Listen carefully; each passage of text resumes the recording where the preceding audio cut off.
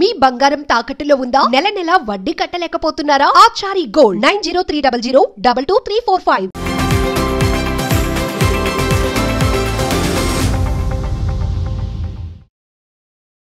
తర్వాత వచ్చిన వాళ్ళు కూడా సుష్మితా సేన్ నుంచి ప్రియాంక చోప్రా వీళ్ళందరూ కూడా అప్పుడప్పుడు లారా దత్తా లాంటి వాళ్ళు కూడా ఎటువంటి కంట్రోలింగ్ ఉంది, ఎటువంటి నియమ నిబంధనలు ఉన్నాయి, పెళ్ళిళ్ళు చేసుకోవద్దు, కడుపులు రావద్దు, ఇట్లాంటి అనేక విధాలుగా నియంత్రించడం, కంట్రోల్ చేయడం అనే అంశాల మీద కూడా మాట్లాడారు. ఈ వెల్లువలో ఇక నిన్నగాక మొన్న మన నగరంలో జరిగిన పోటీల మీద చాలా దారుణంగా వ్యవహరించింది రాష్ట్ర ప్రభుత్వం.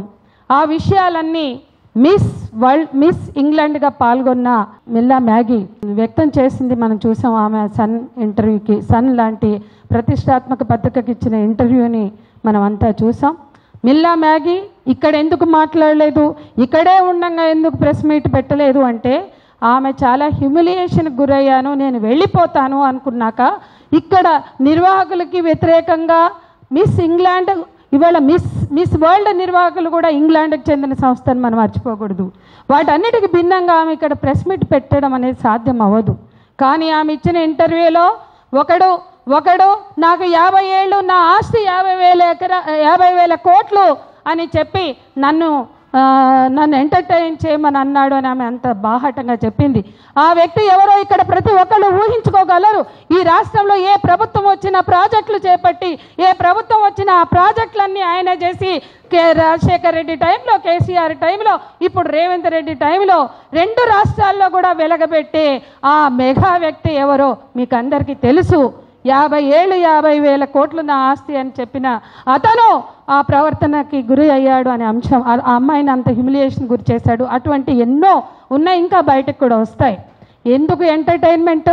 నువ్వు 27 కోట్లు పెడతాను, 27 కోట్లు మిస్ వరల్డ్ సంస్థను పెట్టమన్నారు, మరో 27 కోట్లు రాష్ట్ర ప్రభుత్వం పెడుతుందన్నారు.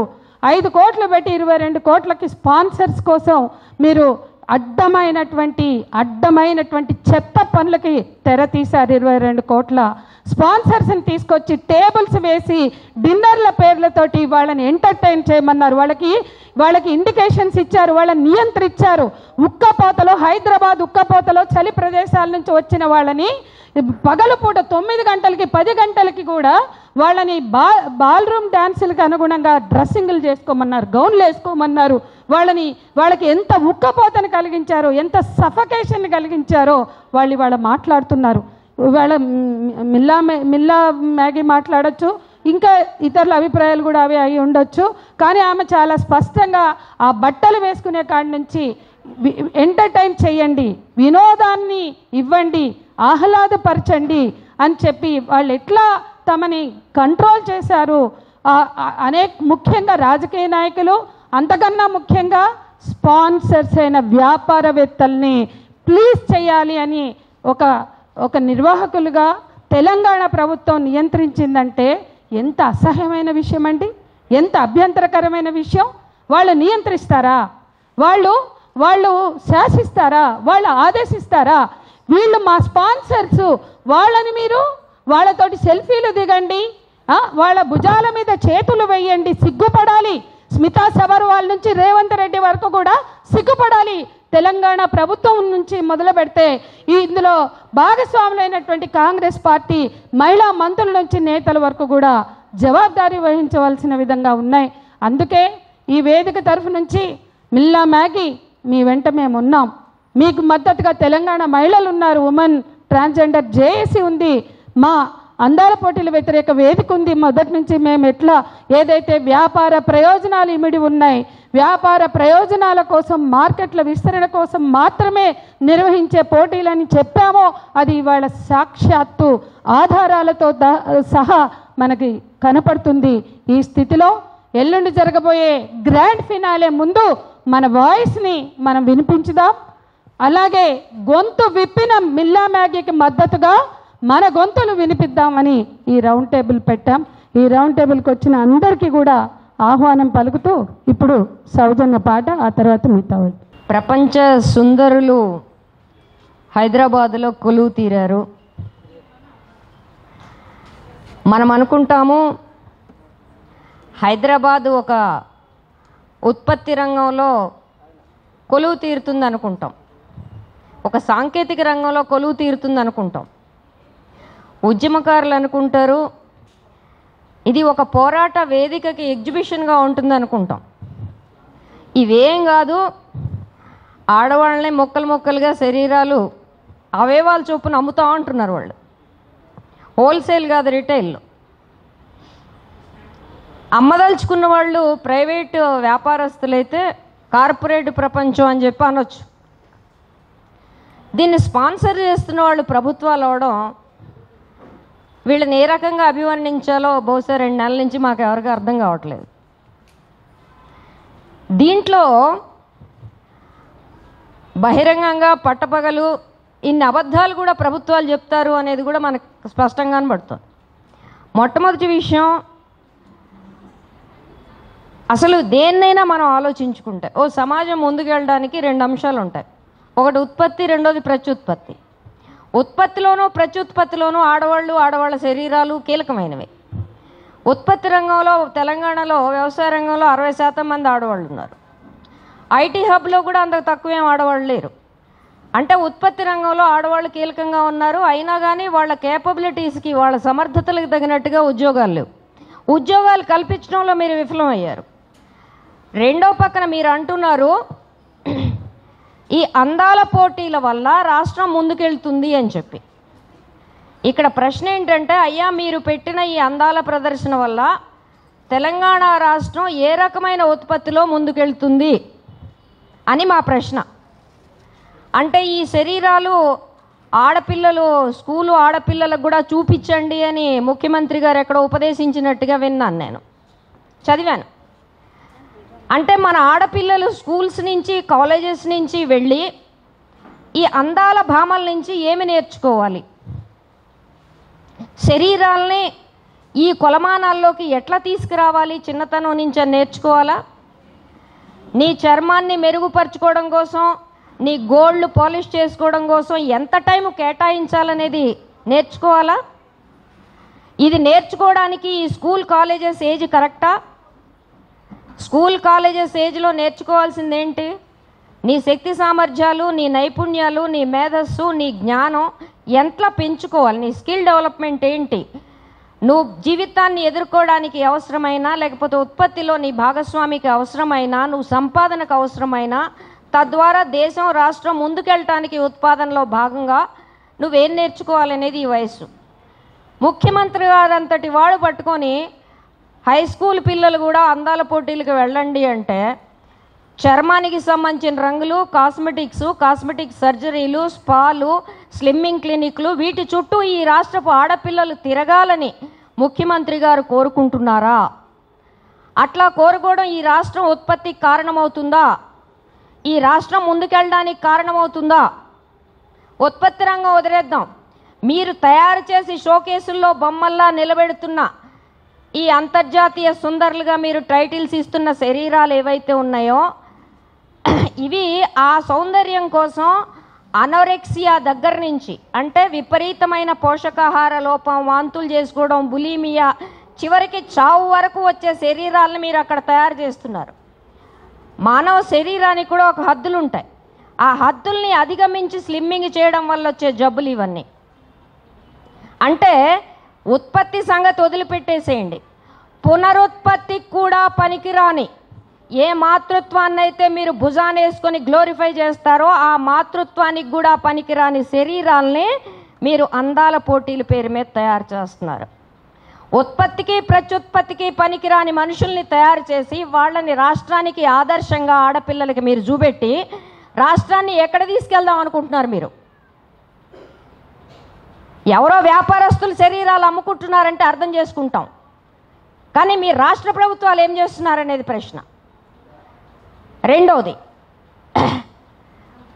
100 కోట్ల రూపాయలు, పైకి ప్రకటించింది 25 కోట్లే, నెలకు 1,00,000 రూపాయల రూము, 50,000 రూపాయల భోజనం, టూరిస్టం, ఈ ఖర్చులన్నీ కలిపితే, వాళ్ళకి ఇచ్చిన బంగారంతో కూడా కలిపితే 300 కోట్లు ఉంటాయని చెప్పి ఎవరో చెప్తున్నారు ఈ మధ్య. 30 తులాలు బంగారం ఇచ్చారంటండి. మీకు నాకు ఓట్లు వేసినా కానీ ఇవ్వలేదు. ఆత్మహత్య చేసుకునే రైతులకు పైసలు లేవు, పెన్షన్లకు పైసలు లేవు, రాష్ట్రంలో ప్రాజెక్టులకు పైసలు లేవు, కానీ 30 తులాల బంగారానికి పైసలు ఉన్నాయి. ఈ రాష్ట్ర ప్రజల సొమ్ముని ఎవరు సొమ్మని దోచిపెడుతున్నారండి ఈ అంతర్జాతీయ సుందరీమణులకి? వాళ్ళు ఏమన్నా వచ్చి నా తెలంగాణ భూముల్లో పనిచేస్తారా? సరే, అది వదిలిపెడదాం. మీరు పెట్టిన ఖర్చు, ఈ ఖర్చుకు మీరు ఇచ్చిన జస్టిఫికేషన్ ఏంటి? మీరు 2 అన్నారు. ఒకటి టూరిజం పెరుగుతుంది, రెండోది ఇది సాధికారతకు కారణం అవుతుంది. ఆత్మ ఒకటి ఉంటే విశ్వాసం, వాళ్ళకే లేదు ఆత్మ, పెట్టిన వాళ్ళకి ఇంకా మళ్ళీ విశ్వాసం ఎక్కడి నుంచి వస్తుంది? ఆత్మ ఉన్నవాళ్ళు ఎవరు ఇట్లా అంగట్లో బెటర్ ఆడవాళ్ళని? ఆత్మలు కరువు అయిపోయి అసలు సమస్య వస్తుంది. సరే, నీవే ప్రపంచవ్యాప్తంగా మా సంజయ్ చెప్పినట్టుగా బికినీ పోటీలుగా ప్రారంభమై చివరికి ఈ దశకు వచ్చిన దాంట్లో దీని పరిణామం చాలా సుదీర్ఘమైంది. కానీ ఈ పరిణామంలో ఇటీవల కాలంలో వచ్చిన అంశాలు ఏంటంటే, ఇదిగో ఈ ఆడవాళ్ళందరూ నోరేసుకుని పడిపోతున్నారు, మమ్మల్ని నమ్మేస్తున్నారు అంటున్నారని చెప్పి వీళ్ళు ఏం చెప్పారంటే, నీ ఎంటర్‌ప్రెన్యూర్‌షిప్, నీ చాయిస్, నీ ఎంపవర్మెంట్, తర్వాత ఫైనల్గా నీకు సంబంధించిన ఉనికి, నీ అస్తిత్వం, ఇవన్నీ కలిపి అందాల పోటీలు అన్నారు. ఇప్పుడు జరిగిన అందాల పోటీల కాండని మీడియా అంతా లొట్టలేసుకుంటూ, మీడియా చూసేవాళ్ళు లొట్టలేసుకుంటూ, అక్కడ కూర్చున్న వాళ్ళు లొట్టలేసుకుంటూ, దాన్ని నిర్వహిస్తున్న వాళ్ళు లొట్టలేసుకుంటూ, ఎగబడుతూ ఉన్నవాళ్ళు ఎవరైతే ఉన్నారో మీరందరూ మాకు చెప్పండి, ఏం చెప్పాలి? ఈ మొత్తం ఈ లిస్టు చెప్పారు కదా, సాధికారత, ఆత్మవిశ్వాసము, ఎంటర్‌ప్రెన్యూర్‌షిప్, ఇంకోటి ఏంటి, టూరిజం, తర్వాత ఆత్మగౌరవము, ఇవన్నీ ఈ మొత్తం సెల్ఫీల్లో ఎక్కడన్నా చూపించగలుగుతారా? నేను దానికి వస్తా. చూపించగలుగుతారా? ఎక్కడన్నా కలికానికన్నా దొరుకుతాయా ఎక్కడన్నా? అట్లా దొరికే లెక్క అయితే సాధికారత అందాల పోటీలే కారణమైతే ఐఏఎస్లు మానేసి అందాల పోటీలకు వెళ్ళండి, రాజకీయాలు మానేసి అందాల పోటీలకు వెళ్ళండి. ఈ రాష్ట్రంలో మా పొలంలో పనిచేసే అమ్మాయిలు, ఆడవాళ్ళందరినీ, అమ్మ మీరు పొలం పనులు చేయడం ద్వారా మీకు సాధికారత లేదు, మానేసుకుని అందాల పోటీలకు రమ్మనండి. వాళ్ళు కూడా బ్యూటీ కంటెస్ట్లో మొఖాలకి ఏం పులుంకోవాలో లేపనాలును పూతలు వెతుక్కుంటూ తిరుగుతారు. ఆ తర్వాత పొలంలో వ్యవసాయం ఈ మంత్రులందరూ వెళ్ళి చేద్దురు. కానీ 60% కదా, ఎవరు పూడ్చాలి మరి? భూవేడి నుంచి రావాలా, పోయి చేద్దురు కానీ రండి. ఏం మాట్లాడేదానికి ఒక పద్ధతి ఉండాలా? అసలు సాధికారత అంటే అర్థం తెలుసా? రాజకీయాలు చేయడం అనుకుంటున్నారా సాధికారత అంటే? ఆడవాళ్ళకి సంబంధించి శరీరాన్ని బానిస వ్యాపారులు పెట్టినట్టు అంగట్లో పెట్టి ఇది సాధికారత అని మమ్మల్ని నమ్మంటారా? చాయిస్ అంటున్నారు, ఎంటర్‌ప్రెన్యూర్‌షిప్ అంటున్నారు. ఈ ఎంటర్‌ప్రెన్యూర్‌షిప్కి ఇన్వెస్ట్మెంట్ ఏంటి? నీ శరీరమా? ఇదొకటి నేర్చారు 25 ఏళ్ళ నుంచి. ఈ ఉదారవాద ఆర్థిక విధానాలు వచ్చిన తర్వాత నీ చాయిస్. ఈ నీ చాయిస్ ఏంటి? రైతు ఆత్మహత్య చేసుకుంటే అది ఆయన చాయిసా? రైతు ఆత్మహత్యలన్నీ ప్రభుత్వం చేసిన హత్యలు అంటున్నాం మేము. అట్లనే ఇవాళ అందాల పోటీలకు వచ్చిన దాంట్లో చాయిస్లు ఏం లేవు, కంపల్షన్సే ఉన్నాయి. ఆ కంపల్షన్స్ ఎంత ఉన్నాయంటే, నువ్వు ఎవరి దగ్గర కూర్చోమంటే అక్కడ కూర్చోవాలి, ఎన్నిసార్లు నవ్వమంటే అన్నిసార్లు నవ్వాలా, ఏ బట్టలు వేసుకోమంటే ఆ బట్టలు వేసుకోవాలా, ఏ ప్రొడక్ట్ కోసం నీ శరీరాన్ని వాడాలంటే ఆ శరీరాన్ని నీకు వాడాలా, నువ్వు ఏ కాస్మెటిక్స్ ఏ పూతలు నువ్వు పూసుకోవాలంటే ఆ పూతలు నువ్వు పూసుకోవాలా, ఏ కెమెరాకి ఏ దశలో ఏ దిశలో ఏ దిక్కులో నువ్వు పోజు పెట్టమంటే ఆ పోజు పెట్టాలి. ఇది చాయిసా? ఎంపిక చేసుకునే అవకాశం ఏమన్నా ఉందా? అక్కడ నిలబడిన 100 మంది అందగత్తెల్లో ఎవరైనా నేను ఈ పూట నిలబడినండి ఈ టేబుల్ దగ్గర భోజనం చేయను అంటే, ఇప్పుడు అమ్మాయి ఎవరు, మిర్లా మ్యాగీ మాదిరిగా వీళ్ళ చాయిస్ కథ ఎంత ఉందో చూడండి. ఆ అమ్మకి ఇక్కడ మాట్లాడే ధైర్యం కూడా లేదు ఈ సాధికారత దెబ్బకి. ఇంగ్లాండ్ పోయి అక్కడ చెప్పుకోవాల్సిన పరిస్థితుల్లో ఈ సాధికారత ఉంది. అంటే సాధికారతలో ఎంత నేర్తి బీరకాయలో నెయ్యో మీరు అర్థం చేసుకోండి. రెండోది, ప్రభుత్వం హడావిడిగా ప్రకటించింది నేను దీని మీద విచారణ జరుపుతామని. మామూలుగా మీ గవర్నమెంట్ డిపార్ట్మెంట్లో పోలీస్ డిపార్ట్మెంట్తో సహా చట్టాన్ని అమలు చేసే న్యాయ వ్యవస్థలతో సహా ఒక్క ఐసీసీలో మా భూమికా సత్యవతి గారిని చెప్పమంటే 100 ఉదాహరణలు ఎడం చేత్తో చెప్తుంది. ఇప్పుడు ఐసీసీలో ఉన్న వాళ్ళు అందరం చెప్తాం. ఒక్క గవర్నమెంట్ డిపార్ట్మెంట్లో అందరి ముందు జరిగిన దానికి కూడా prevention of sexual harassment act కింద ఒక కేసుని నిరూపించడానికి దాని మీద ఇంత శిక్షని అమలు జరపడానికి మా తలకిందులు తల ప్రాణాలు తోక్కొస్తున్నాయి. అన్ని ప్రాసెస్లు చేస్తే అన్ని నెలలు ఐసీసీలో కూర్చుంటే కానీ ముందుకెళ్ళట్లా. ఇవాళ హడావిడిగా ఈ విషయం ఆచరణకి ఆదేశించిన వాళ్ళకి తెలియదా? వీళ్ళకి తెలియదు, మంత్రులకు తెలియదు, నేను ఒప్పుకుంటా. వాళ్ళ చట్టాలు చేస్తే మన పరిస్థితి ఇట్లెందుకు ఉంటుంది. కానీ అధికారులుగా ఎవరో జయేష్ రంజన్, స్మితా సబర్బాలు, ఆమె కూడా ఎదుర్కొందిగా ఇలాంటివన్నీ ట్రోలింగ్లు. వీళ్ళకి తెలియదా చట్టాలేంటో? వాళ్ళు ఒక ఐసీసీ కంప్లైంట్గా తీసుకోదలుచుకుంటే నీ టెంపరీ వర్క్ ప్లేస్లో ఒక ఐసీసీని పెట్టావా? ఏమన్నా కంప్లైంట్లు తీసుకున్నావా? అధికారిక ఎంక్వైరీలు మనకి ఎట్లుంటాయో మనందరే తెలుసు. ఏంటి సంధ్య, నిన్నెవరన్నా ఏమన్నా అన్నారా అంటే ఏమంటది? కంటెస్టెంట్ బ్యూటీ అవ్వాలని ఈమె కోరిక, పోటీలో నిలబడి ఉంది. ఏమైనా పట్టుకొని నేను అడుగుతా ఎంక్వైరీలో, సంధ్య నిన్నెవరన్నా ఏమన్నా అన్నా? అదే లేదండి, అసలు అంతా చాలా బాగుంది అన్నారా లక్ష్మి అంటే ఏమంటుంది? అదే చాలా అద్భుతంగా ఉంది. ఈ బలవంత బ్రాహ్మణార్థాలు నడుపుతా మీరు ఎంక్వైరీలు చేస్తారా? అయ్యే పనేనా? ఎవరికి చెప్తున్నారు ఈ కథలు? చిన్నపిల్లలు కూడా నమ్మరే. కాస్త కథలు చెప్పినా నమ్మేట్టు చెప్పండి రాష్ట్ర ప్రభుత్వాలు. ఈ తమాషా అంతా, ఈ ఫార్స్ అంతా ఒక భాగం. ఆ తర్వాత ఫార్స్ ఏంటి? సరే ఒప్పుకుందాం, ఆడవాళ్ళకి అన్ని రకాల అబద్ధాలు చెప్పి మీ శరీరమే పెట్టుబడిగా దీన్ని చిత్రించి కోసి మొక్కలు చేసి అతికిచ్చి ప్లాస్టిక్ సర్జరీ చేసి అందగత్తెలుగా తయారయ్యి అమ్ముకోండి అని చెప్పారు. అమ్ముకోవటానికి పాపం సంవత్సరాల తరబడి వాళ్ళ శరీరాలను చిత్రహింసలు పెట్టిన వాళ్ళు పాపం వచ్చారు. వాళ్ళు బాధితులు, సర్వైవర్స్. అందుకనే మా సంజయ్ దాకా నుంచి వాళ్ళ పట్ల సానుభూతి ప్రకటిస్తారు. వాళ్ళు సర్వైవర్స్, మాకు సానుభూతి ఉంది. పైగా వీళ్ళ వర్షన్స్ వచ్చాయి. వాళ్ళలో ఎక్కువ మంది ఏదో ఒక రకమైన అట్రాసిటీకి గురైన వాళ్ళు, బాధితులు వాళ్ళు. వీళ్ళందరికీ మా అందరి తరఫున మా పూర్తి సహానుభూతిని ప్రకటిస్తూ వాళ్ళకి చెప్పాల్సింది ఏంటంటే, అమ్మా మీరు ఏ పురుషాధిక్య ప్రపంచం వల్ల, ఏ అసమానత, ఏ వివక్షత వల్ల ఈ దాడులకు గురయ్యారో, ఆ దాడులు పెంచే మేల్ గేజ్, మగ దృష్టి, మగ చూపు, దానికి కమర్షియల్ వాల్యూ ఇవ్వడానికి మీరు నిలబడి ఏ రకంగా మీ మీద జరిగిన దాడుల నుంచి మిగిలిన వాళ్ళని కాపాడుతామని మీరు చెప్తున్నారో నాకు చెప్పండి. ఏ పురుషాధిక్యత అయితే ఈ కారణమైందో మీ మీద దాడులకి, ఆ పురుషాధిక్యత ఎదురుగా మీ శరీరాలను పెట్టి మేము దానికి వ్యతిరేకంగా పోరాడుతున్నాం అంటే మీకు అర్థం కాలేదని జాలిపడాలా? అర్థం చేయించేవాళ్ళు లేక ఈ ఉదారవాద ప్రపంచంలో ఇది తప్ప చాయిస్ లేదని మీకు చెప్తున్నారా? లేకపోతే పోట్లాడడం అంటే ఇది ఒక లైమ్ లైట్లోకి వస్తాం కాబట్టి ఇది ఒక వేదిక అని మీకు చెప్తున్నారా? ఏది చెప్పినా ఇది రైట్ చాయిస్ కాదు. మీ చాయిస్లు మార్చుకోండి, మీ చాయిస్లు మార్చుకోండి. మానవ శరీరానికి ఉండే గౌరవాన్ని, హుందాతనాన్ని కాపాడండి. అది బానిస వ్యాపారుల వేలంపాట కాదు మానవ శరీరం. ఇది కిడ్నీలు లాంటి అవయవాలు అమ్ముకోవడం ఎట్లాంటిదో ఇది కూడా అట్లాంటిదే. మొక్కలు చేసి కోసి అమ్ముకోరు కానీ చూసి అమ్ముకుంటారు.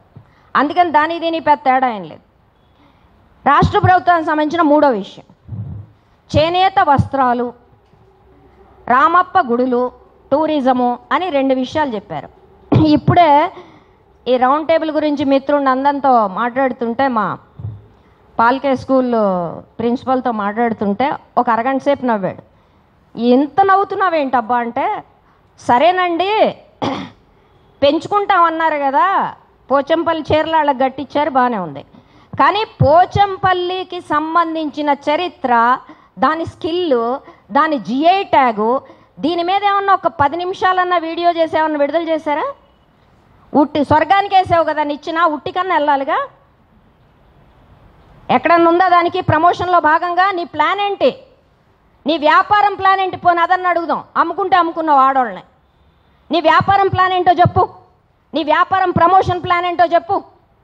నీకు వచ్చిన అదనపు ఎక్స్పెండిచర్, జిఐ ట్యాగ్ కాకుండా పోచంపల్లి వస్త్రాలకు వచ్చిన అదనపు ప్రచారం ఏంటో చెప్పు. ఈ 300 కోట్ల దెబ్బకి 300 కోట్లు పోచంపల్లి వాళ్ళకి ఇచ్చిన ఈ పాటికాళ్ళు ఇంకో డబల్ ఉత్పత్తి చేసి ప్రపంచంలో అందరూ సప్లై చేసి ఉండేవాళ్ళు. అది లేదు. టూరిజం, రామప్ప గుడి, యునెస్కో గుర్తింపు పొందిన రామప్ప గుడి దగ్గర మనం ఏం చేసాం? కోచేతికి కొబ్బరికాయ ఇస్తే ఏం చేస్తుంది? అక్కడ తీసుకెళ్ళి ఆడవాళ్ళతో కాళ్ళు గడిగించాం. మన దొరతనము, దొరతనానికి సంబంధించిన కాలం చెందిన 100 ఏళ్ళ లాంటి బుద్ధులు ఇప్పుడు కూడా దొరలకపోవాలా. కాళ్ళు గడిగిచ్చుడే మళ్ళా, అది కూడా ఆడవాళ్లే రావాలా. మీరందరూ చేయొచ్చుగా, ప్రమోషన్కి మీరు అందరూ వెళ్ళి కాళ్ళు కడగొచ్చుగా. మాకు కూడా ముద్దుగుండేది ఆడవాళ్ళ కాళ్ళు కడుగుతున్నారని. ఏం ఆడవాళ్ళే ఎందుకు అవసరం అయ్యారు? కడిగిచ్చారు. సరే, ఆ యునెస్కో గుర్తింపు టూరిజం పెంచాలిగా మీరు, దానికేగా మీరు చెప్పింది. మరి టూరిజం కోసం ఏమన్నా రామప్ప గుడి మీద, మా పానగల్లు గుడి మీద, మా మరిగూడ గుడి మీద, లేకపోతే ఇక్కడ అటు శ్రీశైలం, లేకపోతే ఇటు పక్కన మన అభయారణ్యాలు, లేకపోతే జలపాతాలు, వీటి మీద ఏదన్నా ఒక 10 నిమిషాల పాటు ఏమన్నా ఫుటేజ్ షూట్ చేసి అందగత్తెల వెనకాల విష్ణు చక్రాల మాదిరిగా ఏమన్నా తిప్పారా?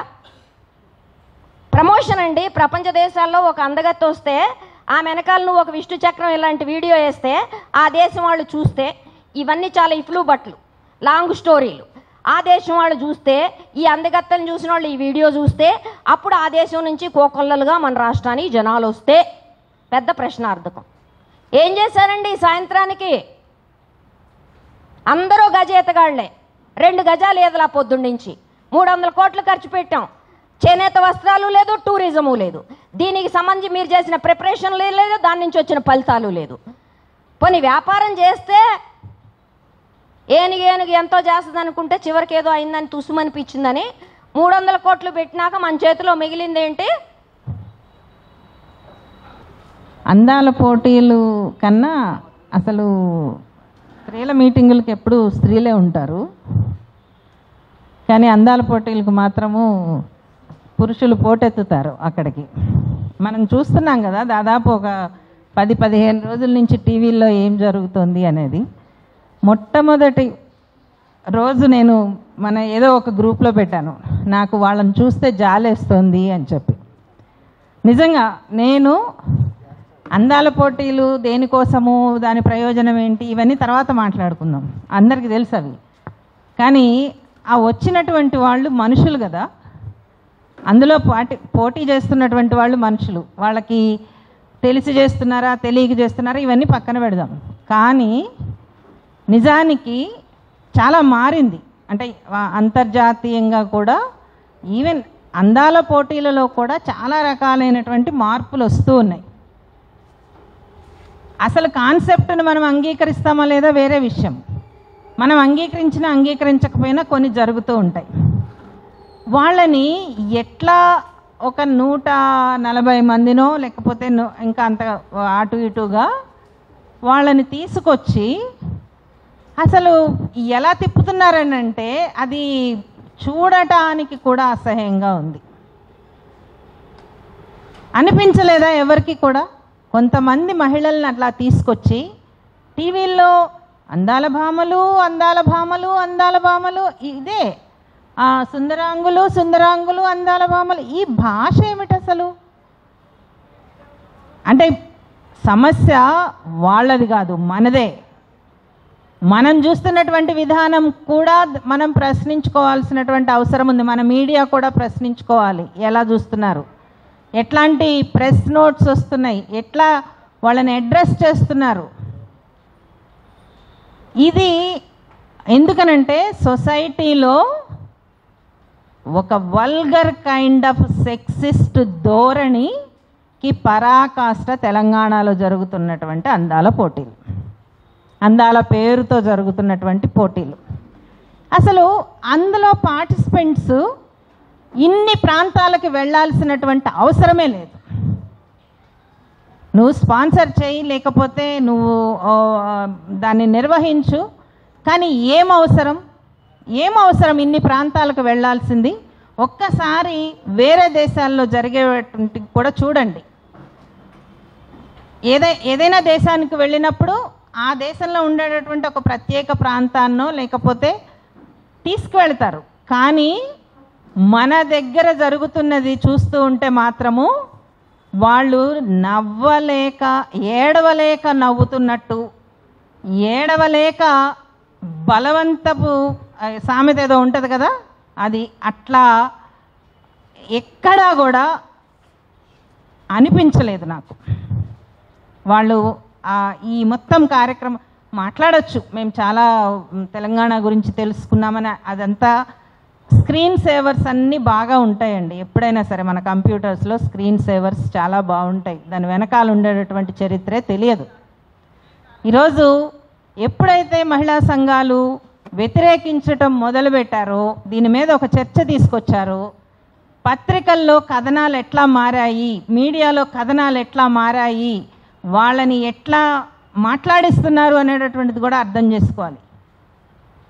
ఒక దేశం ఆమె ఎంత బాధాకరమైనటువంటి నేపథ్యం నుంచి వచ్చింది అనేటటువంటిది చెప్పటం మొదలుపెట్టారు. అంటే వాళ్ళ ప్రైవసీని కూడా ఇది బ్రీచ్ చేశారు, అంటే ఉల్లంఘన చేశారు. నో, ఇవి ఇట్లాంటివి జరగకూడదు. నీకు ఆ పోటీల మీద అంగీకారం ఉన్నా లేకపోయినా సరే వాళ్ళని ఆ విధమైనటువంటి లిటరల్గా మార్కెట్లో మనము వెళ్ళినప్పుడు రూపాయికి 4, రూపాయికి 4, రూపాయికి 4 అని అంటారు కదా, అట్లాంటి యాటిట్యూడ్ చూపించారు మొత్తం అంతా కూడా. మామూలుగానే ఎక్కడన్నా ఒక ప్రదేశంలోకి వెళ్ళినప్పుడు ఈ పోటీలతో వీటిలతో సంబంధం లేకుండానే 100 మంది ఉన్నటువంటి ఒక మగవాళ్ళ దగ్గర, లేకపోతే ఒకళ్ళు కొద్దిమంది మహిళలు ఉంటే కనుక ఎంత ఇన్కన్వీనియంట్గా ఫీల్ అవుతారు అనేటటువంటిది చెప్పాల్సినటువంటి అవసరం లేదు. ఎందుకంటే ఆ చూపులు కావచ్చు, వాళ్ళ బాడీ లాంగ్వేజ్ కావచ్చు, ఎంత ఇబ్బంది పెడుతుంది అనేటటువంటిది జనరలైజ్ చేయట్లేదు.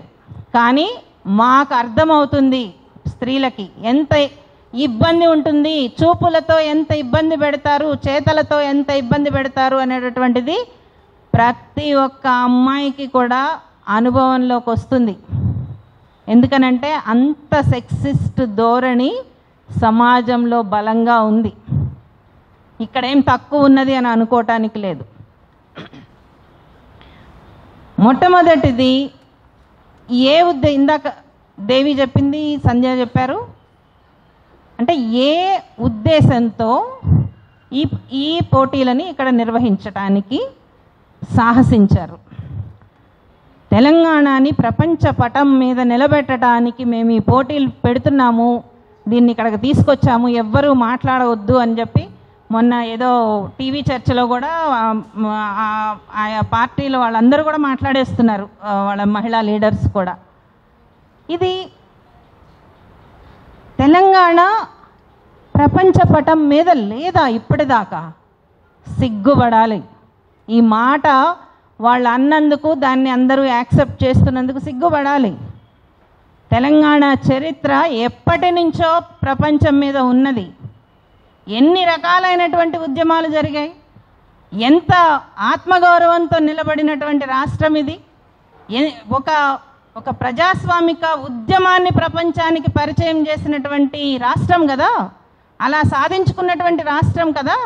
ఆ రాష్ట్రాన్ని పట్టుకుని తెలంగాణని ప్రపంచ పటానికి పరిచయం చేయడం కోసం అని చెప్పి ప్రభుత్వం మాట్లాడుతూ ఉంటే, మన చేనేతకి బ్రాండ్ అంబాసిడర్స్గా చేనేతకి గుర్తింపు కోసం అని చెప్పి ఆవిడ ఐఏఎస్ ఆఫీసర్ ఎవరో ఒక ఆవిడ చెప్తూ ఉంటే, ఎక్కడ ఏం మాట్లాడుతున్నారు అసలు? ఎంత అజ్ఞానంలో మాట్లాడుతున్నారు. తెలంగాణ చేనేతకి, పోచంపల్లి చేనేతకి ఈ పోటీలు ప్రధాన కారణమా? వీటి ద్వారా మాత్రమే చేనేత పరిశ్రమ బయటకు వచ్చిందా? చేనేత పరిశ్రమని నిజంగా పైకి తీసుకురావాలనుకుంటే కనుక, మీకు దమ్ముంటే, లేకపోతే మీకు ఆలోచన ఉంటే కనుక, కేంద్ర ప్రభుత్వం ఎందుకు చేనేతని పక్కన పెడుతోంది అనేది మాట్లాడండి. ఎందుకు చేనేత పరిశ్రమ ఈరోజు వెనక్కి వెళ్ళిపోతుంది, చేనేత కార్మికులు ఆత్మహత్యలు జరుగుతున్నాయి అనేటటువంటి దాని మీద మాట్లాడండి. కానీ వాళ్ళు వచ్చి వేసుకునేటటువంటి ఒక డ్రెస్ వలన దానికి ఏ రకమైనటువంటి గుర్తింపు రాదు. చేనేత మన రోజువారీ జీవితంలో భాగం అవ్వాలి. చేనేత కార్మికుల దుస్థితి అర్థం కావాలి అని అంటే మన రోజువారీ జీవిత విధానంలో చేనేత భాగమైతే తప్పించి చేనేత బతికి బట్టగట్టదు. కానీ ఆ రకమైనటువంటి ప్రోత్సాహము లేదు, ఆ రకమైనటువంటి ఆ పరిశ్రమని నిలబెట్టాలనేటటువంటి ఉద్దేశము లేదు. కేవలం పైపైన మెరుగులు మాత్రమే. ఇవన్నీ ఏది మాట్లాడకుండా, దానికి సంబంధించినటువంటి ఏ అంశము మాట్లాడకుండా ఇది ఒక 15-20 రోజుల పాటు రాష్ట్రంలో ఇంకొక సమస్య లేనట్టు, ఇంకొక అంశం లేనట్టు అదే పనిగా మాట్లాడుతూ ఉన్నారు. ఇది ఆ కంపెనీ వాళ్ళు వచ్చి మేము ఇక్కడ పెట్టుకుంటాము అని అంటే రాష్ట్ర ప్రభుత్వము లాజిస్టికల్ సపోర్ట్ ఇవ్వడంలో తప్ప రైట పక్కన పెడదాం. కానీ ఏదన్నా ఒక కంపెనీ వచ్చి మేము ఇక్కడ ఒక మీటింగ్ పెట్టుకుంటాము అని అంటే దానికి సంబంధించి సెలబ్రిటీస్ ఇన్వాల్వ్ అయినటువంటి విషయం అయితే logistical support, law and order సంబంధించినటువంటిది ఇవ్వాలి. కానీ ఇది అది కాదు. మొత్తము రాష్ట్ర ప్రభుత్వం యంత్రాంగం అంతా కూడా దాని మీదే వెళ్తారు. 15 ఏళ్ల నుంచి పనిచేస్తున్నాం రైతుల ఆత్మహత్యల మీద. పదే వెళతాం కలెక్టర్ ఆఫీసులకి, ఎంఆర్ఓ ఆఫీసులకి, అనేక జిల్లాల్లో వెళ్తాం. కానీ ఒకసారి కలెక్టర్ ఉంటారు, ఒకసారి ఉండరు. వెళ్ళిన వాళ్ళు 10 సార్లు వెళ్ళాలి. రాష్ట్ర ప్రభుత్వము నష్టపరిహారం అని ఎవరో మాట్లాడతారు. ఏమ్మా ఒక నిమిషం. రాష్ట్ర ప్రభుత్వము మేము నష్టపరిహారం ఇస్తామంటారు, నష్టపరిహారం ఇవ్వరు. 4 ఏళ్ళైనా రాదు, 5 ఏళ్ళైనా రారు. ఈ 5 ఏళ్ల లోపల ఆ కుటుంబం పడేటటువంటి చావు మామూలుగా ఉండదు. చివరికి విసుగుపడి హైకోర్టుకు వెళితే, లీగల్ సహాయం తీసుకుంటే హైకోర్టు మీకు తప్పనిసరిగా ఒక నష్టపరిహారం ఇవ్వాలి అని చెప్పిన తర్వాత 6 నెలల తర్వాత కూడా ఆ ఇచ్చేటటువంటి 4 లక్షలో 5 లక్షలో రావు. ఇదంతా ఎలా జరుగుతుంది? ఇంతకాలం ఎందుకు జరుగుతుంది? ఎవ్వరూ పరుగులు పెట్టి పనిచేసేటటువంటి అధికారులు ఏం లేరు, పైగా మారిపోతూ ఉంటారు. ఇన్ని జరుగుతూ ఉంటే దీన్ని కరెక్ట్ చేసుకోవటం అనేటటువంటిది లేకుండా మీరు మొత్తం రాష్ట్ర ప్రభుత్వ యంత్రాంగాన్ని మొత్తం అంతా ఈ కార్యక్రమం చుట్టూ తిప్పుతున్నారే. ఎవరిచ్చారు ఈ హక్కు? మీరు ప్రభుత్వంలో ఉన్నంత మాత్రాన ప్రతి నిర్ణయము మీదే అవ్వటానికి వీల్లేదు. మీరు బాధ్యులు. ఈ రాష్ట్రానికి సంబంధించిన ప్రతి ఒక్క పైసాకి కూడా మీరు బాధ్యులు. ఈ రాష్ట్రంలో పనిచేసేటటువంటి అధికార యంత్రాంగానికి కూడా వాళ్ళ సమయం ఎవరికి ఎలా పెట్టాలి అనేటటువంటి దాని మీద కూడా నిర్ణయాలు ఈ రకమైనటివి ఉండకూడదు. మాట్లాడవలసింది ఇవన్నీ కూడా మాట్లాడాలి. నిజానికి అందాల పోటీలో తాత్వికమైనటువంటి ఆలోచన వ్యతిరేకించటం ఒకటి అయితే, దాని చుట్టూ ఇక్కడ రాష్ట్ర ప్రభుత్వం చేస్తున్నటువంటిది, ఆ రాష్ట్ర ప్రభుత్వానికి ఇది చాలా గొప్ప అంశము, మనం వ్యతిరేకించకూడదు అని చెప్పి మాట్లాడటము. ఆ పోటీల్లో పాల్గొన్న ఒక ఆమె ఇక్కడ చెప్పలేక వేరే తన దేశం వెళ్ళిపోయి నేను ఇట్లా ఫీల్ అయ్యాను అని చెప్తే, అది దేశం మీద దాడిగా మాట్లాడుతున్నటువంటి రాజకీయ పార్టీల జోకర్ విధానాలు ఉన్నాయి చూసారా, అన్ని పార్టీలు. ఆమె అది దేశం మీద చేసినటువంటి దాడట. ఓ చర్చలో చూశాను నేను. ఎలా అవుతుంది? ఆమె నాకు ఈ డిస్కంఫర్ట్ ఇక్కడ ఉన్నది అని చెప్పింది. రేపు మనం వేరే ఏదన్నా దేశం వెళ్తాము, మనకు ఒక డిస్కంఫర్ట్ ఎదురవుతుంది, చెప్పొద్దా మనము? మన అమ్మాయి ఎవరో తెలుగు అమ్మాయి వెళ్ళి ఎక్కడో చనిపోయింది ఏదో ఇన్సిడెంట్లో ఈ మధ్య కాలంలోనే, మాట్లాడొద్దా? మన అమ్మాయి అక్కడికి వెళ్ళి ఎందుకు చనిపోయింది అని? లేకపోతే అమెరికాలో మన పిల్లల్ని అక్కడ ఉండేటటువంటి రేసిస్ట్ విధానాల్లో మన పిల్లలు చనిపోతారు, లేకపోతే దాడికి గురవుతారు, మాట్లాడొద్దా? గల్ఫ్లో అనేక మంది కార్మికులు చనిపోతున్నారు, వేతనాలు అందక వాళ్ళని ఎక్స్ప్లాయిట్ అవుతూ చనిపోతున్నారు, మాట్లాడొద్దా?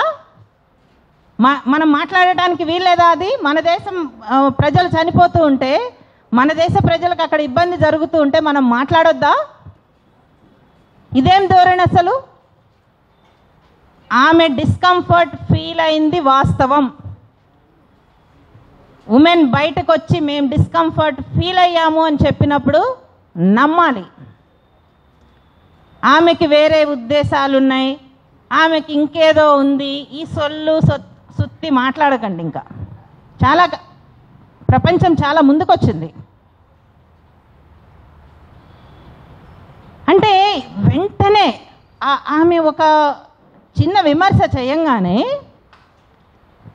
ఇక్కడ రాష్ట్ర ప్రభుత్వము దగ్గర నుంచి, దానికి సంబంధించినటువంటి ఆఫీసర్ దగ్గర నుంచి, ఆ కంపెనీకి సంబంధించినటువంటి ఆవిడ దగ్గర నుంచి ప్రతి ఒక్కళ్ళు ఇది కాదు ఇది కాదు ఇది కాదు అని చెప్పడానికి ఆరాట పడుతున్నారు. అంటేనే అర్థం ఏంటంటే అక్కడ ఏదో జరిగింది, ఖచ్చితంగా జరిగింది, సంథింగ్ ఈజ్ ఫిషీ.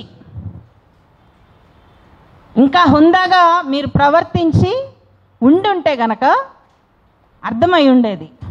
ఇది కావాలని చెప్పి రాష్ట్ర ప్రభుత్వం చేసిందనో నేను అంటలేదు, కానీ అక్కడికి వచ్చినటువంటి మగవాళ్ళు ఎవరైతే ఉన్నారో, స్పాన్సర్స్ పేరు మీద వచ్చినటువంటి మగవాళ్ళు ఎవరైతే ఉన్నారో, పెద్ద వయసు వాళ్ళు కూడా ఎలా చేస్తారు అనటానికి ఆమె ఒక ఎగ్జాంపుల్ చెప్పింది, తన డిస్కంఫర్ట్ని చెప్పింది. వినండి, చేసి ఉండొచ్చు, మగబుద్ధి కదా, ఆ వైపు నుంచి ఆలోచించండి. మగబుద్ధి అని నేను మొత్తం అందరినీ జనరలైజ్ చేయడం లేదు, కానీ అవకాశం ఉంది అని చెప్తున్నాను. అక్కడికి వచ్చిన ప్రతి ఒక్కళ్ళు అట్లా చూశారు అని చెప్పి ఆమె అనలేదు. అంటే ఇన్ని రకాలైనటువంటి అంశాలు దీని చుట్టూ ఉన్నాయి. అన్నిటికంటే ముఖ్యంగా ఈ రాష్ట్రంలో, తెలంగాణ రాష్ట్రంలో ప్రతిరోజు అత్యాచారాలు జరుగుతున్నాయి, ప్రతిరోజు ఆడపిల్లలు ఇబ్బంది పడుతున్నారు, పెళ్ళైనటువంటి వాళ్ళు కట్నం పేరుతో హింసలకు పాలవుతున్నారు, విద్యకు దూరం అవుతున్నారు, అనేక రకాలైనటువంటి వాటికి వాళ్ళ అభివృద్ధికి ఆటంకంగా ఉండేటటువంటి అనేక అంశాలను ఎదుర్కొంటున్నారు. వీటన్నిటి గురించి ప్రభుత్వం మాట్లాడాలి, సమాధానం చెప్పాలి.